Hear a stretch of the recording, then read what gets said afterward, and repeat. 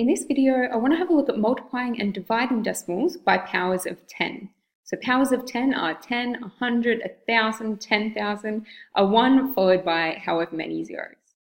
So let's have a look. To multiply a decimal by 10, we would move the decimal point one place to the right.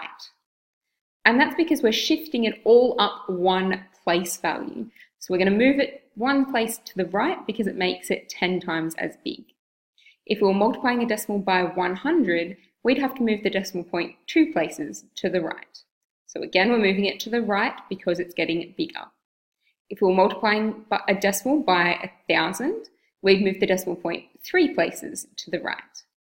So you can probably see the pattern that if it was a 10, we'd move it one place. If it's 100, it's two places. If it's 1,000, it's three places. The number of places we move it is the same as the number of zeros. So for example, if we wanted to multiply it by 1 million, now 1 million has 6 zeros, so we would move the decimal point 6 places to the right. Now it's very similar for division, but we're going to be making the numbers smaller instead, so we're going to move the decimal point the opposite direction. We're going to move it to the left. So again, the pattern's going to stay the same, but we're going to move to the left instead of to the right.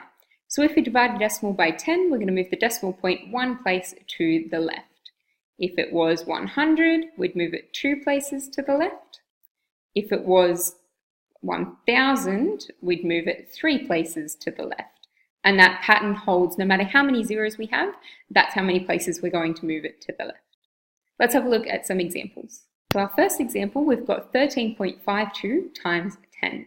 So because we're multiplying by a power of 10, that means our decimal is going to move to the right. And because we're multiplying by 10, it's going to move one place. So instead of being between the 3 and the 5, we're going to move it in between the 5 and the 2.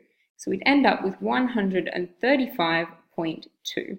So see, every number is shifted up one place value. So instead of the 1 being in the tens column, it's now in the 100s column or hundreds column. All right, our next one, we've got 3.28 times 1,000. So we're going to move it three places to the right this time. So 1 would give us between the 2 and the 8. 2 would get us behind the 8, and then we need to go a third place. So that means we're going to have to fill in that gap with a 0. So we'd end up with 3,280. Our third example, we've got 86.49 divided by 100. So because we're dividing, we're going to move to the left this time, and because it's 100, we're going to move two places. So we'd end up just in front of the 8 there. So that means we're going to put a 0 in front of our decimal point. So we'd have 0.8649. And for our last example, we're dividing by 1,000, so we're going to move it to the left three places. So 1 would get us in front of the 3, and then we've got to move it two more places to have our decimal. So again, we're going to have 0 point, and then we need to fill in those two gaps with zeros as well, and then we'll have our 3, 2, 4. So that's having a look at multiplying and dividing decimals by powers of 10 without using your calculator.